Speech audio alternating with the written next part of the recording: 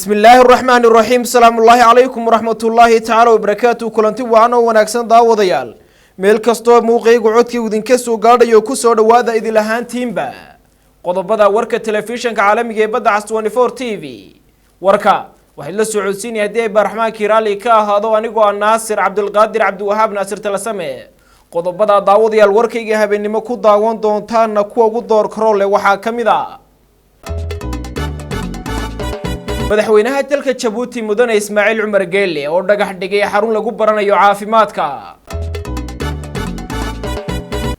madaxweynaha dawladda federaalka ee Soomaaliya oo ka qayb galay aas qaran oo loo sameeyay madaxweynihii hore ee Soomaaliya qaadiriyada magaalada Berbera oo xusballaan u sameeyay habeenkii la dheelmiyay nabigeena suubanaan naxariis iyo nabadgelyo korkiisa ahaatee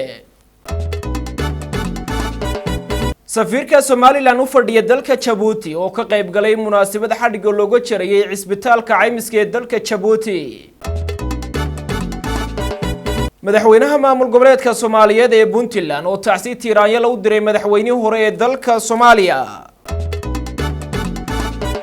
daawadayaal wararka dhankaas iyo caalamka idinka haynana waxa kamid ah madaxweynaha dalka Mareykanka oo shaaciyay 4 July uu dalka Mareykanku ka xoroobi doono xanuunka marba marka ka dambaysa dunida ku sii faafaya ee COVID-19 daawadayaal kuwaasi waxa ahayn qaar ka mid ah qodobada warka imika haatan isku diyaariya qodobadaas iyo qodobo kale oo faahfaahsan